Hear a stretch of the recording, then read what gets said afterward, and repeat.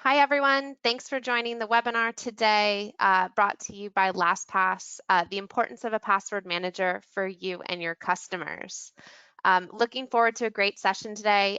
Just before we dive into the content, I wanted to run through a few housekeeping items. Lloyd, if you don't mind progressing to the next slide quickly. Just a reminder that we are recording today's session and we will share a copy with you after the event. We'll also have the PowerPoint available after the session as well. Finally, we do have Q&A at the end, so please type in any of your questions into the chat box. And finally, we do have a survey after today's event. So your feedback's really important to us, so if you can fill that out upon leaving the webinar today. And with that, I'll introduce you to our speakers.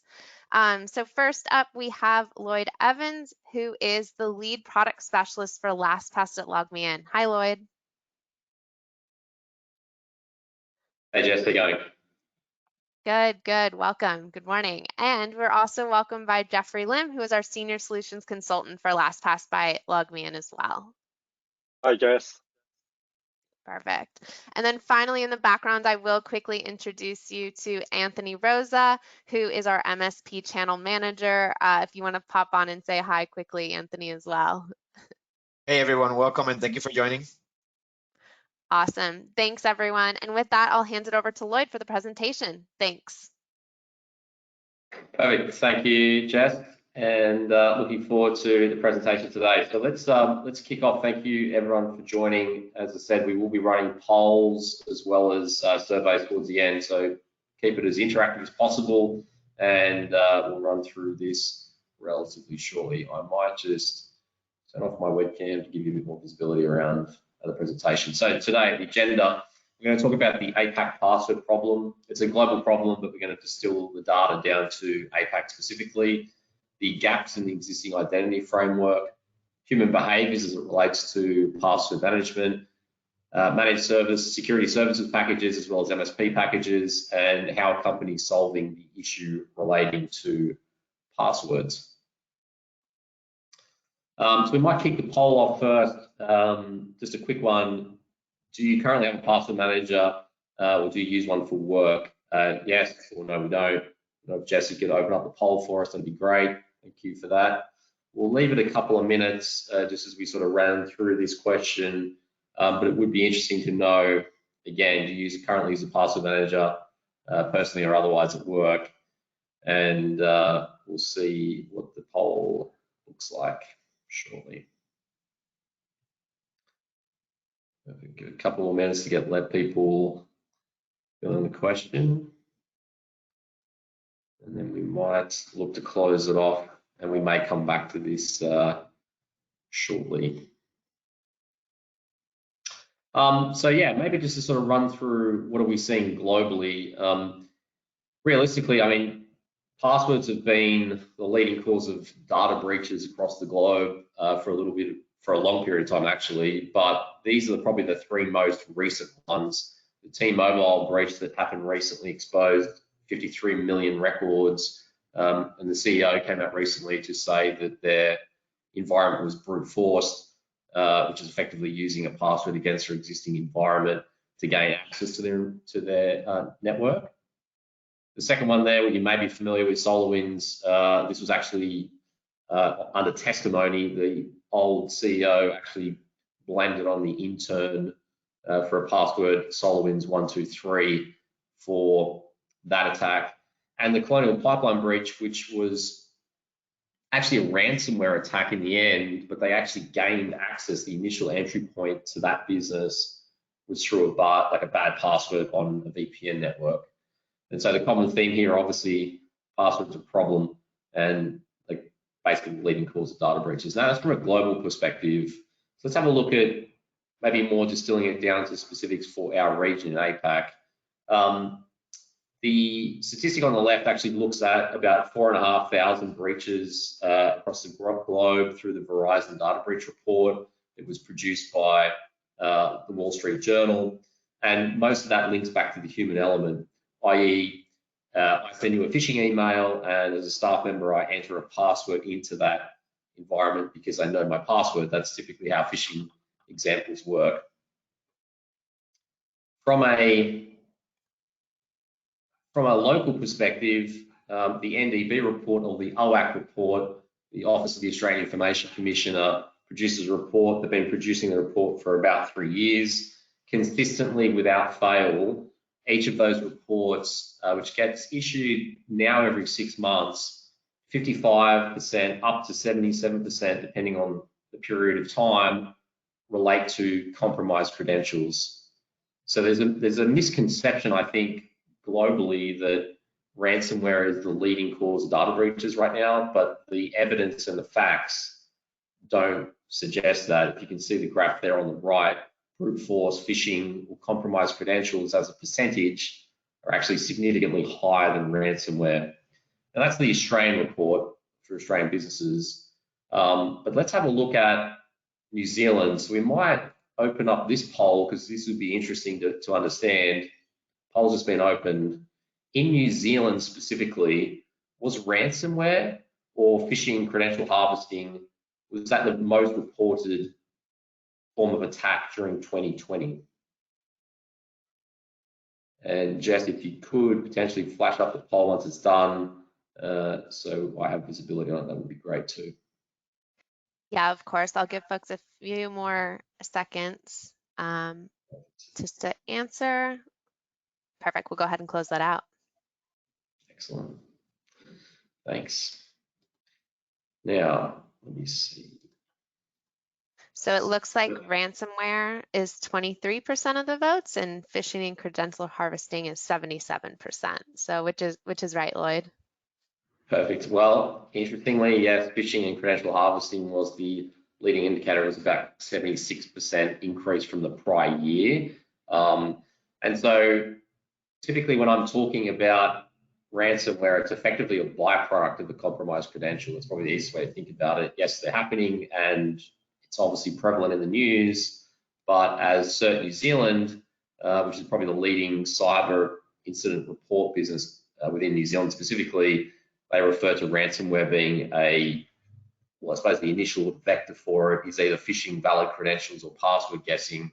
The statistics that you can see here for the Q1 findings report, which is a cyber incident report that CERT New Zealand produced. Again, phishing and credential harvesting was the most reported incident during that period. It was similar for Q4 of the prior year.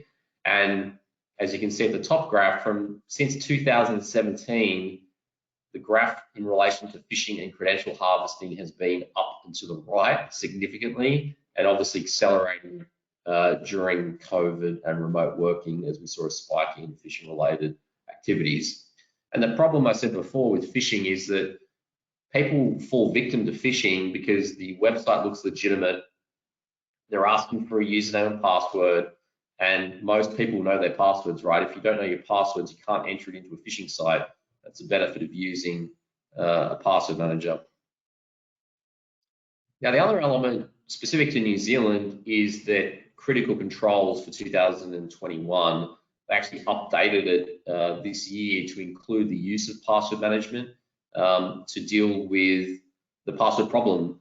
That despite the fact that companies have deployed things like MFA and single sign-on, we know that passwords are still the leading cause of data breaches. We know that from a global perspective. We know that from a local perspective as well.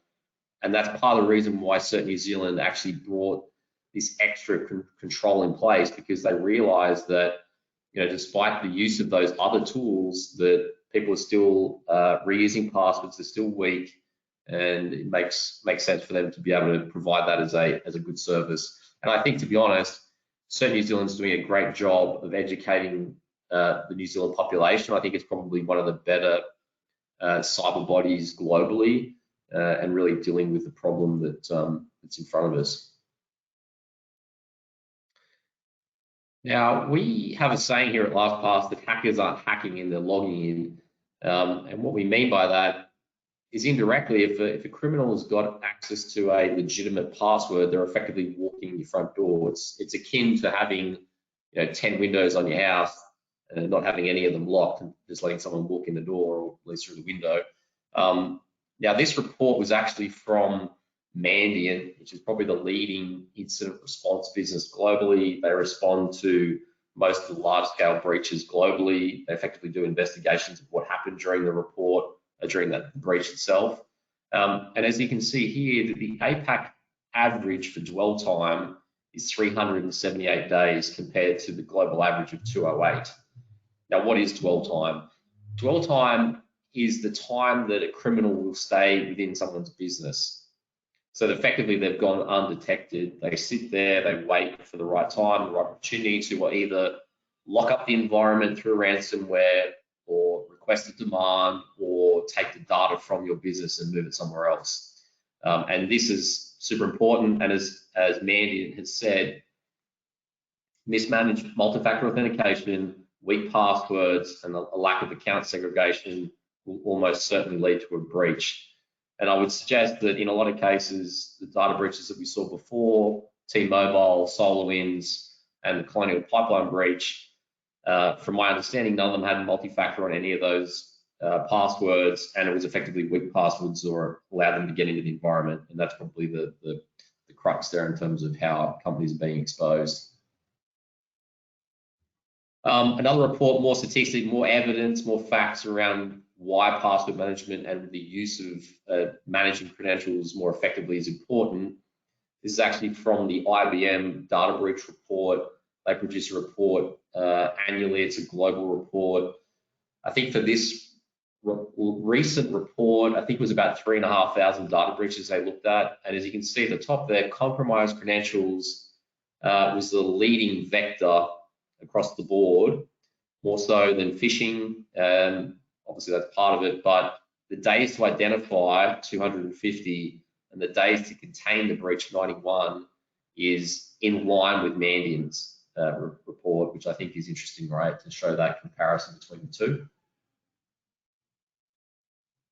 So, you know, we hear it all the time. We hear it here at LastPass quite a bit. You know, we've deployed SSO, we've deployed MFA, you know, we're secure, we've got everything for the lockdown, we're okay. Well, the reality is that the traditional identity management stack for most businesses kind of looks like this. Companies have Active Directory, be it AD, on-prem or Azure. You know, they run Office 365, maybe Google, maybe Salesforce, some of those type of applications, enterprise cloud applications. And what they do is that they try and ring fence that with single sign-on or MFA, which is only really part of the problem. As companies digitally transform, as they take on more cloud applications, what tends to happen is that there's a lot of tail risk with this element. You know, there's cloud apps that sit outside of SSO, there's shadow IT that obviously doesn't, most companies aren't aware of it, and then shared credentials between different functions within the business. Could be finance function, could be marketing function, could be at the C level, sharing credentials across EAs and that sort of thing.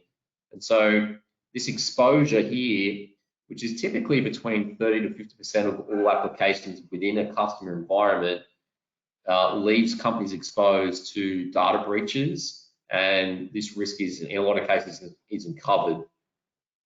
Now, the other component that I'll talk to is privileged access management, which, yes, it's important. It deals with a subset of users, typically 1% of a workforce, and will cover servers and databases, that sort of thing. But the reality is that most companies are using SaaS applications, cloud applications, they're storing customer data in that, and they're one of the most critical elements to secure. And so the easiest way to think about enterprise password management or password management in general for business is that it acts as an umbrella that sits over the top of the environment. It covers all as opposed to just the enterprise cloud apps. The other thing I would say is that by using MFA over the top of a password manager, you're actually accelerating the risk reduction, because normally what happens is in this situation is you have to go through and use MFA against every single cloud app. You've got to find shadow IT. You've got to understand what's actually happening in the environment. The use of an EPM and MFA allows you to accelerate that, reduce risk more quickly, and it gives you the visibility into how staff are managing access for cloud, shadow IT, and shared credentials. We do sort of play in the privileged access management space. We're effectively like a quasi-PAM. but there are some functionality that we don't have specifically for privileged access management. But as I've said before, PAM really only accounts for 1% of the workforce. You've really got to think about how is this impacting all staff, both in the office and at home. So look, bad passwords happen to good people. You know, we know this. We know from like C-level right down to IT staff, people reuse passwords, and really it comes down to human behavior and habits and cognitive dissonance. The understanding that, you know, I know that passwords or having long, complex passwords is secure, but people don't do it.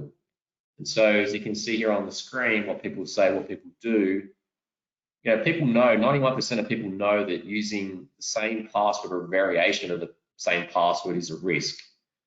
But the reality is that 66% of people do it anyway. In a lot of cases, when companies are compromised or there's data breach, you know, Facebook or others, they come and tell you and they say, look, we've been breached, sorry about that. Reset your password, you know, that'll help you stay secure.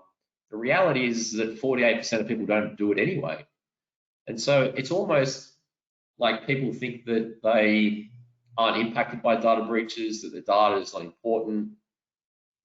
But from my experience, and I've been doing this for 4 years, is sort of talking to businesses around LastPass in particular and managing password risk. The reality is that if a breach happens in your personal life, there's a way for criminals to leverage that into a corporate environment. We've heard about this from C-level executives, board members, and it happens sort of time and time again. Hopefully there's no Daves on the call. We do use this quite a bit just to sort of illustrate the problem. That a lot of companies talk about data security, they talk about backups and DR, disaster recovery that is, they talk about firewalls, encryption, the use of antivirus, patch management.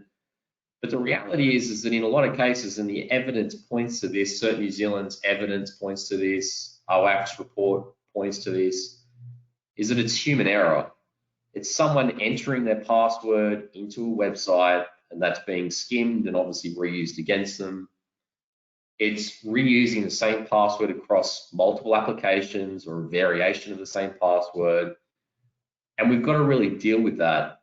And we've got to think about, well, why are staff doing this? Because in a lot of cases, companies don't allow them to make it easy for them to remember. We have password policies that are long and complex that we rotate every 90 days, you know, 12-character passwords rotate every 90 days.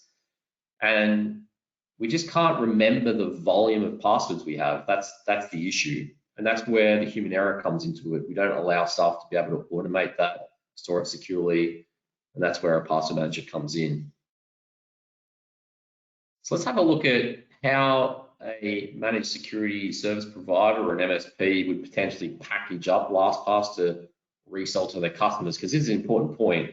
We've looked at all the evidence. The evidence points to the reasons as to why data breaches are happening due to compromised credentials or phishing-related credential attacks. But how would you sell that to the customer? What sort of packages would you supply to them? Well, we've done a bit of the work for you to really look at augmenting existing cyber offerings or existing fixed price services. So some of our MSPs currently will do standalone password management as a service.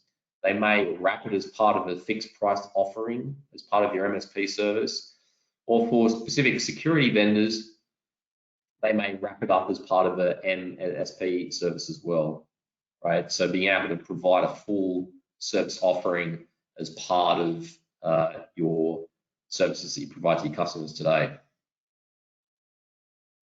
A couple of other examples that we've worked with customers on, so managed cloud services, looking at digital risk and identity. How do you manage that? You know, when we're talking before about the existing identity stack, you know, if you're selling MFA to a customer today, if you're providing that as a service, why not think about repackaging password management as a service as part of that offering, differentiate yourself in terms of what you provide to your customers. We do integrate with a number of other tools like Seams and MFA, and so there's an ability for us to provided like effectively like a GRC service, governance, risk and compliance, to be able to audit against existing passwords that are being used in an environment and provide reporting back to the company around which departments maybe are not being as secure as they should be, or areas to improve. And it's a good way to augment existing cybersecurity awareness services that most companies will provide as well. Endpoint protection, most MSPs will provide this either through AV or other elements. And again, passwords are really an endpoint in itself, a single authentication mechanism, and really being able to provide these type of services like dark web monitoring, password auditing, phishing protection by the use of a password manager, and sharing passwords securely as required. Now, I just want to talk about the types of other areas that we've been helping customers, really just thinking about coming back to some of the common use cases, I suppose, that we sort of talked about a little bit before.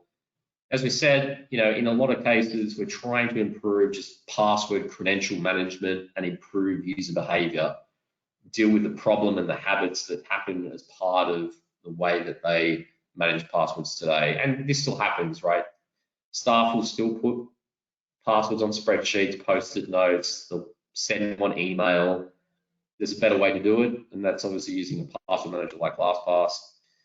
Reducing existing gaps in existing identity frameworks. So think about the stuff that sits outside of Active Directory, or all the cloud apps that most companies will have to use as part of the service. Phishing reduction is a big use case for us. So if you're familiar with what a password manager does, and it seems like most people use one, is that we only autofill to known trusted websites.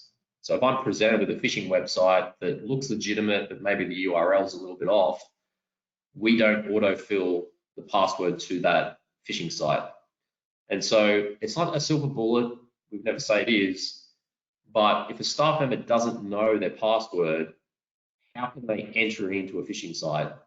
And you break that chain of habit and just the staff member automating that process and just basically typing it in. Reducing third-party risk. This is a good one for the MSP environment, because in a lot of cases, MSPs may have access to customer environments. We can do that securely. We can do it through audit control and effectively provide you passwords to customers' environments, but do it in a way that's secure, that's encrypted.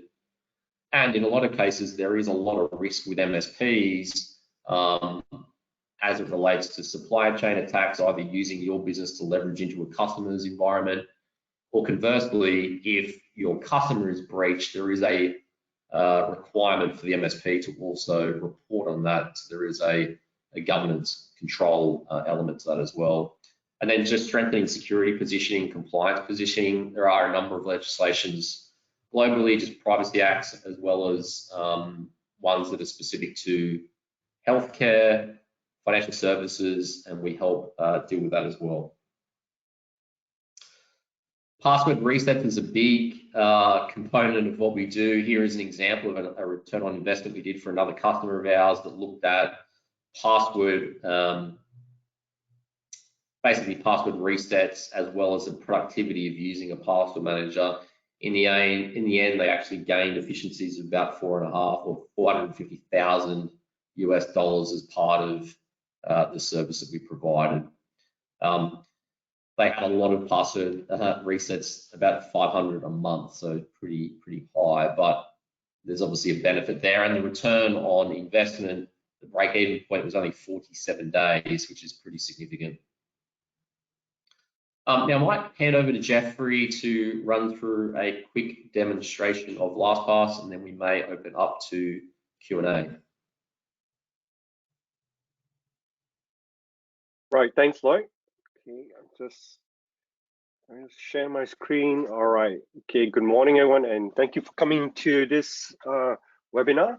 Okay, with LastPass, its install has a browser extension, and it works with all majority of the browsers out there in the market, from Safari, Chrome, Edge, Firefox. Like in this case, I have a user that's logged in as this new browser called Brave. Now, like I said, it is installed as an extension. So from a deployment standpoint, it is very lightweight. There's no servers involved. Everything is a SaaS-based application. And like I said, all you need to deploy is the browser extension onto your browsers. Now, this can be configured to log in using a single sign-on. If you already have, let's say, like your ADFS, your Azure, or your Okta, so it makes it easier for your users. They don't need to remember another password. Or if not, you can use a master password to log into LastPass. Once you're in there, that's basically all is required. You have access to your vault, and in your vault, you have all your items. Now, items could be from passwords, server information, notes, addresses, payment cards. So that will help you if you're doing payment, like you want to do an online payment. You can easily get the payment details of your credit cards and auto-fill that with you, right? So basically, it's up to your imagination to put what's in the vault. And once it's in the vault, then it's easy to access and share the information. So for example, let's say if I have Dropbox here, I want to get into Dropbox. Let me just clear that off, right? And if you have the credentials stored in Dropbox, it will bring out that credential for you. Like in this case, I have the password for Dropbox. Sign that in, I'm in. Okay, and also if a user requires, okay, that's a wrong one. I think that's a purposely. And if it's required, you can actually generate a secure password for that login. Right, so it's up to the user. You can think of your own password. We recommend that, hey, why go through the trouble? You can use LastPass to generate a secure password for you, completely random, and you can define the length of that password.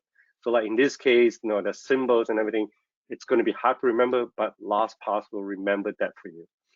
Once you have that, so this is all my items in LastPass, right? I have like access to Trend Micro, my productivity tools, I have shared photos, etc. Now, one of the things that Lloyd mentioned is we give you access to a security dashboard. So as a user, when I go into the security dashboard, I can see this score of my security. Okay, what of my password is at risk, and also if there's anything that has been compromised. So we link that up to dark web monitoring. So in this case, when I go into my security dashboard, I can see straight off, all right, one of my items in my vault has been breached and it's reported in the dark web. So like in this case, Randy at SpiritStep, that has been compromised, and from the dark web monitoring, it's showing me that this is where it's been compromised, that's the site and what data has been compromised. So in this case, I can immediately take the steps to change the password for that particular site, or any site that have the same password or the same login. Now, same time, as a user, I can see why my security score it's low. In this case, all I have to do is just view the passwords, right? I can see that for Amazon, password strength is about 50, and because it is a repeating character, right? That is one of the reasons. And the other thing is I can also see, right, any password that has been reused. So like in this case, Trend Micro is using a reused password, and similar with LinkedIn, I'm using password 12345. That's a very weak password, right? So all this information now it's available to the user, right, at the endpoint, okay, and the user can immediately take steps to remediate it. So I can easily go in here to Trend Micro, change the password, get LastPass to generate a password, a completely random password for me. Now, the other thing is we also allow you to easily share those information or those content, whether it's passwords, it could be a server information, a server login, or anything that you want. So all I have to do as a user is just going to my sharing center, create a shared folder. So in this case, I'm just going to create a shared folder, and I'll call it network group. 1, 2, 3, 4, 5. create that. Right, now I have a shared folder called network group. The next thing is to define who are the users of that particular group. I can select them from a list of all my groups that I can extract it or from my directory, or I can just individually invite the users. So in this case, I'm just going to invite Karen, and I'm going to give Karen only read access. Simple as that. Now Karen has that read access, and in this case, I'm also a member of another group, another folder called accounting. Right now, once I have that shared folder, it's just a matter of dragging information into that particular shared folder. So just let me close this off. So that's the shared folder that I've created. If I want to move my Dropbox in there, it's just a matter of drag and drop it into that particular shared folder. Right. So it's as simple as that. So if I need to move another one, or in this case, let's say if I want to move my 0, or let's create a new one. If I want to create a new one, and let's say that's a database, give it a name, SQL 1. That's a database, MS, give it a name, Paul, database name, some user, admin, root 1, etc. I can even add an attachment. And once that's done, okay, where did I put my SQL 1? Drag it back into that network group. So it's as simple as that from a user perspective. And when Karen logs in to her account, she will see now Dropbox and SQL 1 appear on her shared folder. Right? So you have access to a search bar. You can search on that easily. All my Dropboxes, etc. Also, as a user, you can link your personal account. So it comes with the account benefits. Once you activate the account benefits, you can link your personal account into your business account. So you don't have to log out and log in. So everything from your personal, your banking app, your social media app, your flybys, or your Qantas or whatever points, everything is there, and it shows up in that single vault, right? Now, with that, what I'll do is I'm going to switch now to the administrator view. Okay, so from a user perspective, it is very easy to use. All you have to do is just install the browser extension. That is all you require. Okay, there's nothing else from a user deployment apart from the browser extension. As a administrator, okay, now this is the administrator view. As the administrator, when you log into the administrator screen, you see the administration dashboard. From here, you can see an overview of all your users. So from a GRC and compliance and audit, now you get a view of your users and their password health. So like in this case, I can see on average, my organization security score is around 65. It's not that great. Okay, I reckon we should be about 80% and above. So in this case, I want to drill down and I have a look at, okay, which are my users that is pulling the organization down, or which users that I need to pay attention, etc. So like in this case, I can see Karen is weak. This is another user that's weak, etc. So I'm just going to use back the same user I've logged in earlier, which is the Jeffrey.lim at MSP. Now here I can see this user is weak, and I want to know more information about this particular user. Again, as part of our zero knowledge architecture, okay, we do not know your passwords, and we can't see the passwords.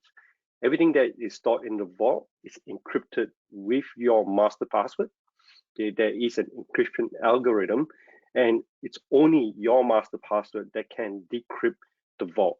So if you misplace your master password, okay, LastPass itself cannot reset those passwords. However, if you are the administrator of the company, you can do so, but not LastPass.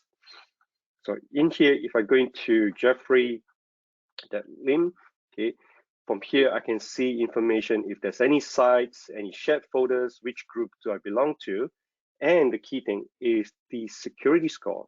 Like in here now, as an administrator, I can see that Jeffrey has duplicate passwords, okay, and those duplicate passwords are used in 2 different sites, and also there's weak passwords in his form, okay, without knowing the actual password itself. So with all this information and metrics, now the security team, the admin can go back to the user and advise or re-educate the user on proper password hygiene. So that's one easy way of getting all those information and going back to the user. Right? So that's a key thing. Now, another thing is all those shared folders that was created, as an administrator, you still have view of all those shared folders.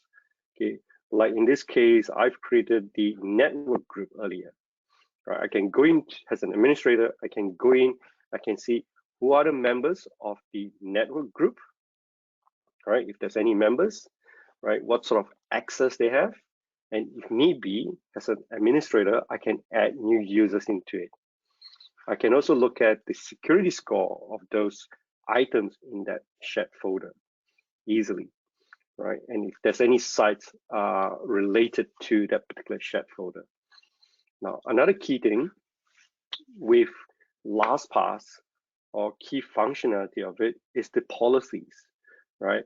With LastPass, you have access to over 100 policies to drive your security environment. Okay, your security policies. So the policies are from things like how you access, the length of the password, whether MFA is required, etc. So from here, a good example is like access control. So you can now define access control for LastPass by IP address, whether it's by country, or you can restrict them by specific IP address or devices.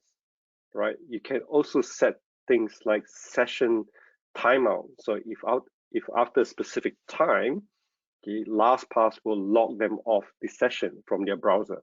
So if your browser has been idle, say for 15 minutes, we can lock you out automatically as part of your organization security policy.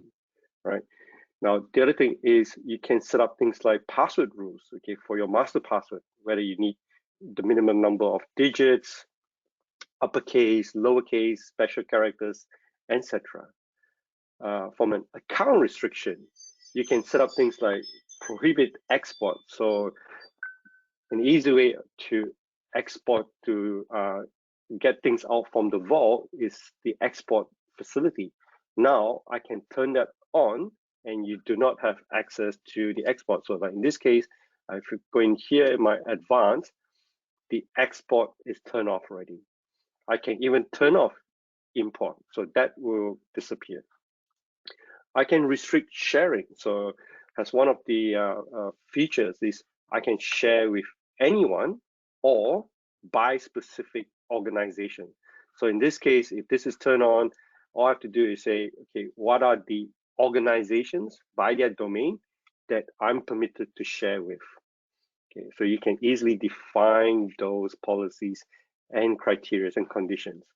The other thing is if I go down, you can even set up things like with linked accounts, the moment a user adds a new site, and if the login ID is based on their personal account, it automatically goes into their personal vault.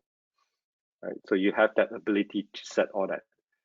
The other key thing is MFA, or right, you can also set the MFA requirements. So the moment someone goes into LastPass, right, you have to have MFA enabled. So I can easily turn this on, and every time someone logs in, they have to MFA to get access to their LastPass. And you can also define what sort of MFA to use, whether it is the LastPass Authenticator, or you're going to use YubiKey or Microsoft Authenticator. So again, you have that ability and that flexibility to set it up, right? From an administration wise, okay, as an MSP, you can specify the access for your technician. So in this case, I can set up an access, say, okay, there's only a set of technicians that can manage all my customers. So I can just easily turn it on and define who are those users. So every other user is just a normal user in your system, except for these users, they can go and manage, your customers. Right now, from an MSP perspective, we have integration with the PSA. So when we talk about PSA integration, this could be like your Datto or your ConnectWise. So if you have your customers, they are managed currently in either in Datto or ConnectWise, we have that integration. Now, what that allows is when you want to manage your customers, you go into the manage companies here, right? And you can see the list of the licenses that you have, the average score of all your customers, etc. Now, if you have that integration with the PSA, all I have to do, like in this case with ConnectWise, I just need to go into import from ConnectWise, select the company status. I want to have active. I want to have just customers. Going to continue. What it will do now, it will go into ConnectWise, right, and return the list of customers in your ConnectWise, right? So in this case, I have a list of customers that are unmapped, so they're not LastPass users yet.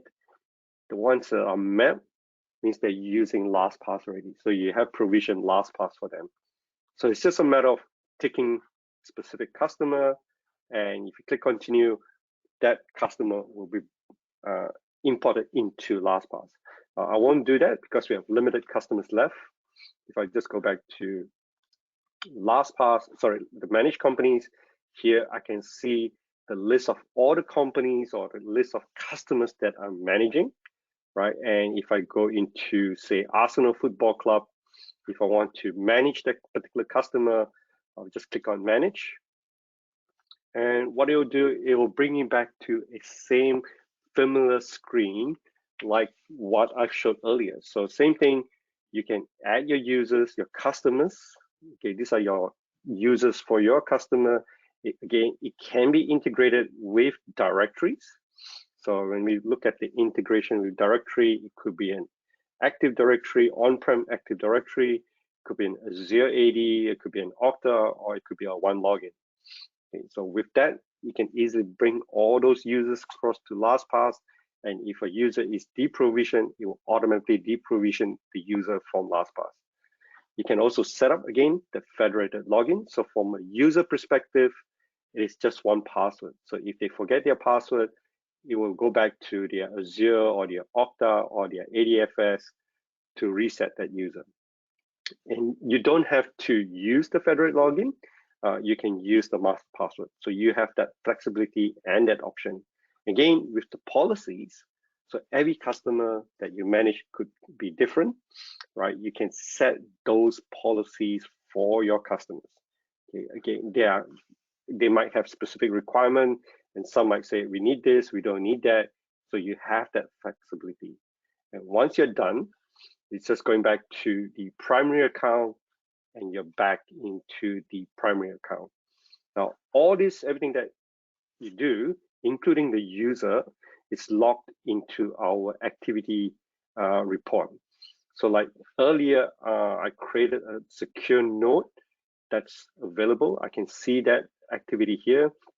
If I move a shared folder, if I open a site, if I log in this case, I log into my Dropbox about 59 minutes ago, that information is logged into our reports or user perspective. Okay. That can be easily exported out into an Excel spreadsheet or a spreadsheet, or you can use our API integration and integrate with a system like your SIEM for further reporting. Right. So in a nutshell, that's what I want to show quickly for what you can get from a LastPass from a user perspective and also from an administration perspective, right? I'll throw it back to Lloyd, and I think we're going to open up for Q&A. Or Lloyd, I think you have maybe 1 or 2 more slides.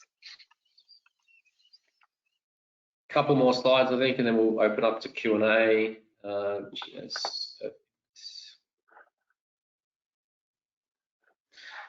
So as we sort of touched on, there's been a few questions in the chat regarding dark web monitoring and a few other things around the base model. Obviously, that is included, so we will talk about that a bit further. But LastPass for Business has the Active Directory integration that we sort of spoke about, and is probably the most common used solution that we have across all of the LastPass for Business, Teams, MFA, and SSO add-ons. Just in terms of LastPass as a business, at a glance, I suppose we are the #1 leading password management solution globally. We have about 30 million registered personal users that use our product actively daily.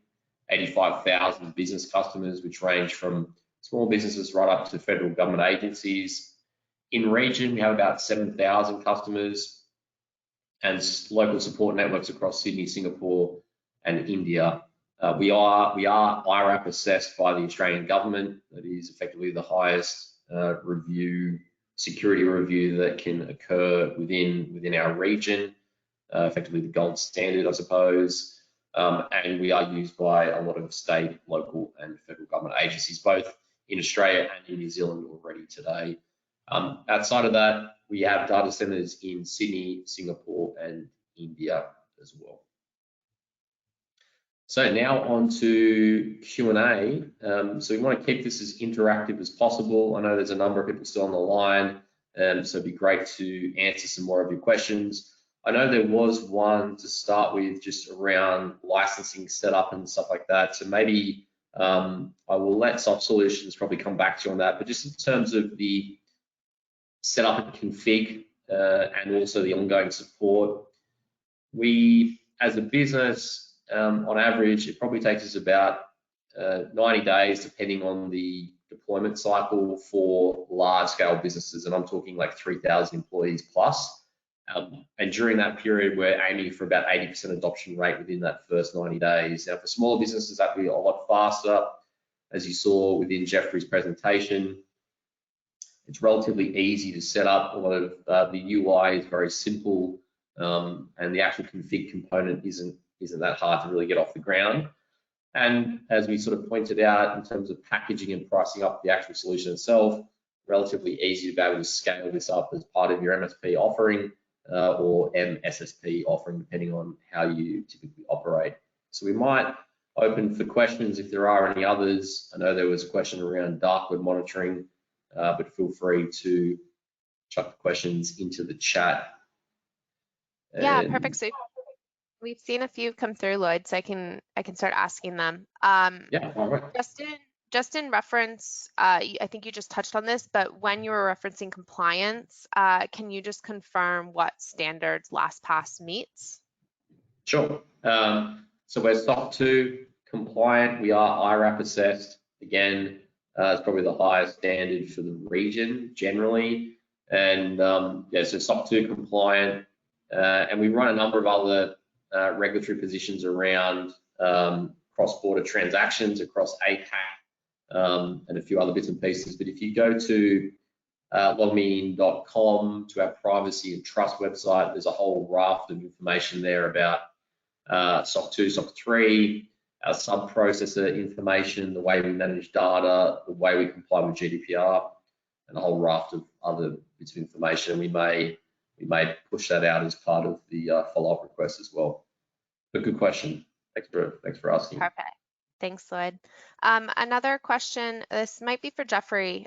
Just does LastPass offer an approval process? For example, a user requests the ability to use a password and then it needs to be approved before they're given access, or can you provide any more information on the process there?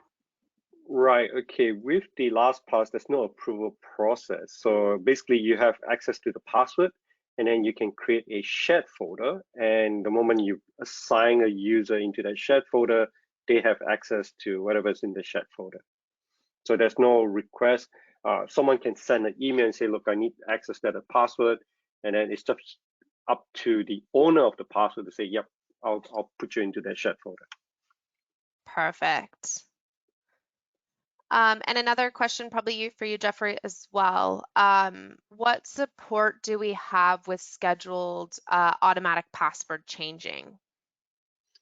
There is a policy you can define where for specific websites of specific domains that you can say, okay, this domain, you need to change the password at 90 days interval. And what you do is you get a reminder. You still have to go into that particular site to make the change, but you'll get a reminder. Perfect, thanks.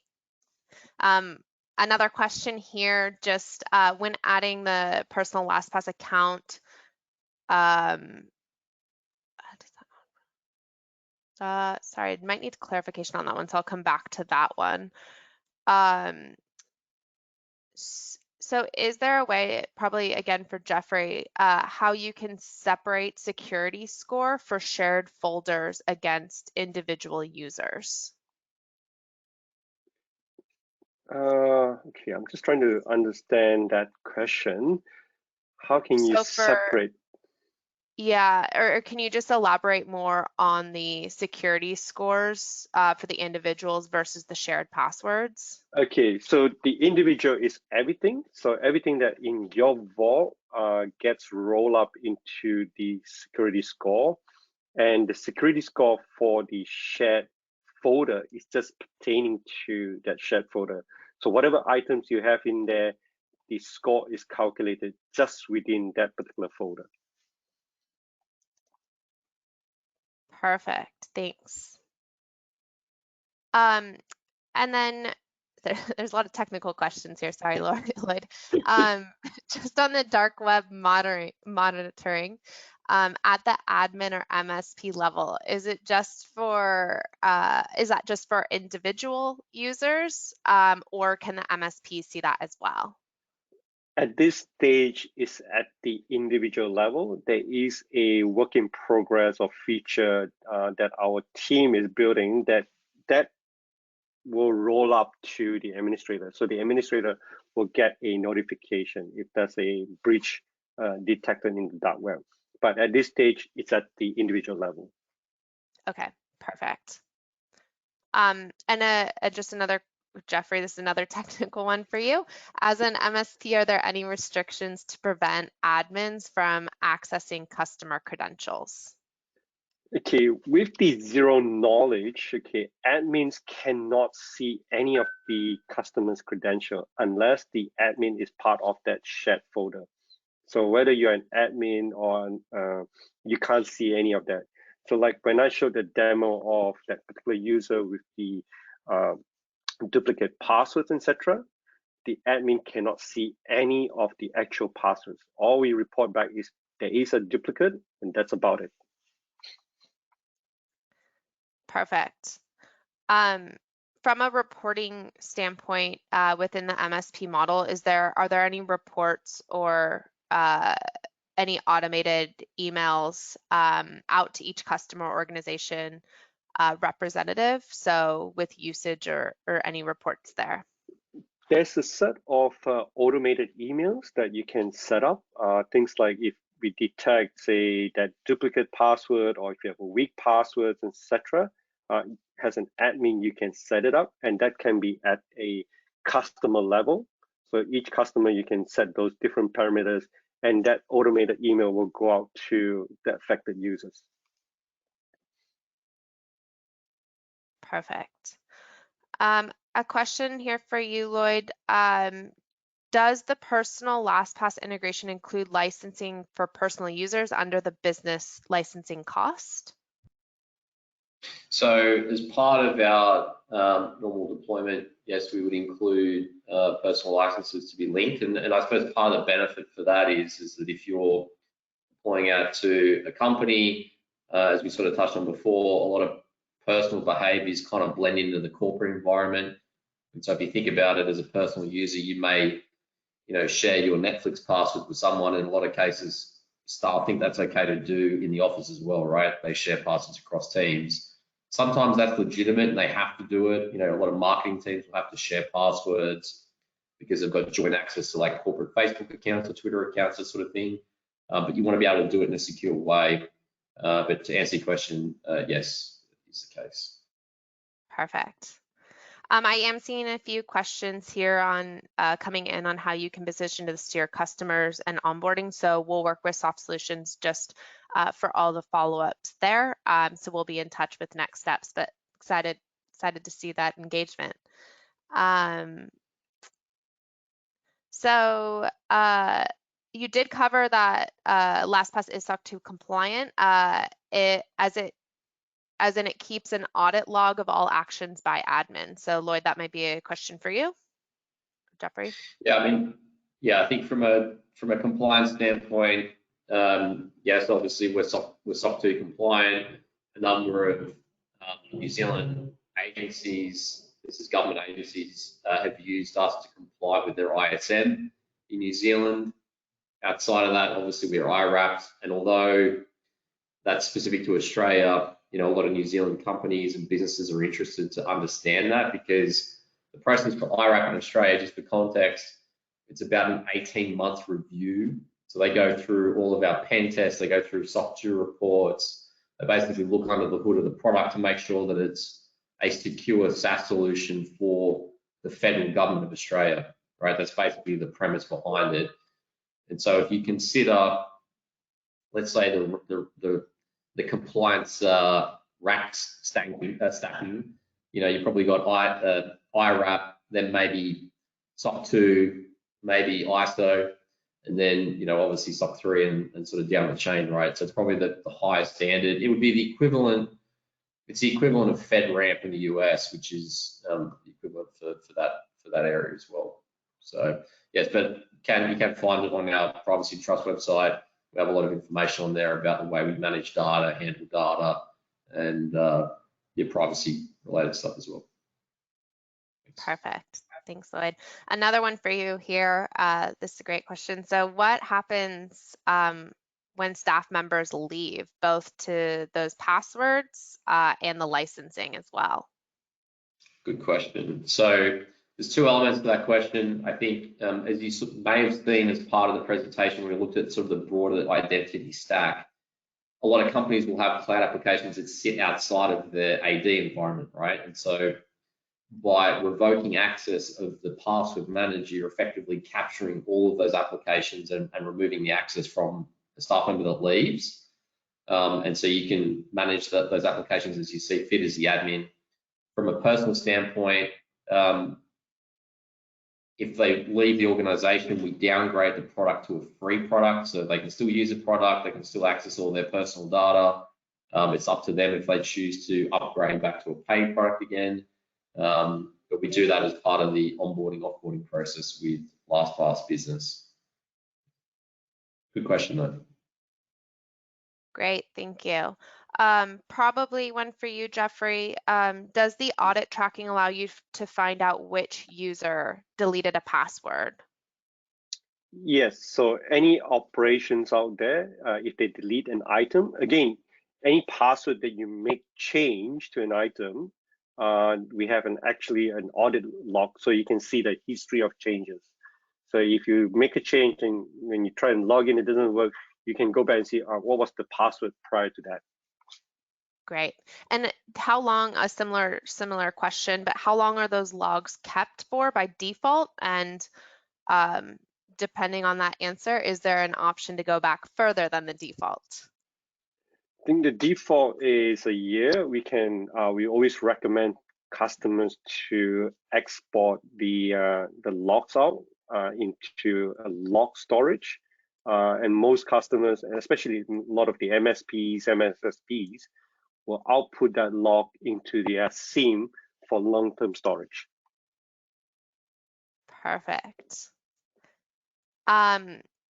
Another question probably for you, Jeffrey. Can LastPass auto change domain user accounts? Okay, I need to understand a bit more on that specific question. Domain, yeah. So maybe we can take that offline, yeah, or they can send me an email. We can go offline on that. We can certainly follow up on that one. And then another question just around, is there a policy to prevent the use of local browser saved passwords and force the use of LastPass? Do you have best practices there, Jeffrey? The best practice is we always recommend the local browser password manager to be disabled. Now, LastPass itself is a browser extension, and because of that, LastPass can't disable the browser extension, the browser password manager. That can be easily done through group policies. So it's outside of LastPass, but an administrator can easily do that through group policies. Great. Another good question, just on probably for Jeffrey, how do you segregate personal versus work passwords? So what if someone imports all of their personal passwords into their work vault? And is there a mechanism to move passwords from the work vault to personal? It's as easy as drag and drop. When you link your personal vault to the business, it just appears as another shared folder, and it's just a matter of selecting what is required, drag and drop from either your personal to your business. The only way that I can think of like segregating is based on the email domain. So if you have a website and if you log in using your company domain, that should be a work-related item. If you're logging in using your Gmail, then that should be a personal item. Perfect. So I know we're a little over time actually. So my last question is for Paul, who's actually on the line as well. So Paul, I don't know if you can unmute yourself, but just in terms of what are the next steps for MSPs to move forward with LastPass? Thank you very much, Jess, and thank you, Lloyd and Jeffrey, for the presentations you've done today. Greatly appreciated. Yes, anyone who would like to sign up or know more about the LastPass MSP program, please email lastpass@softsol.co.nz, and we'll get back to you. We do have an agreement to sign, just to back the agreement we have with LogMeIn, and we go from there. Also, if you are keen to get going sooner rather than later, we do have some technical enablement training scheduled for end of day tomorrow. So let us know if you'd like to take advantage of that. Thank you all very much for attending today. It's much appreciated. Perfect. Thanks so much, Paul. And thank you to our speakers, Lloyd and Jeffrey. And finally, perfect, thanks. And any questions that we didn't get to answer to, we'll follow up as well to answer anything or get any clarifications needed. But again, we thank you for your time. I know we went a little bit over, so thank you so much and have a great rest of your day.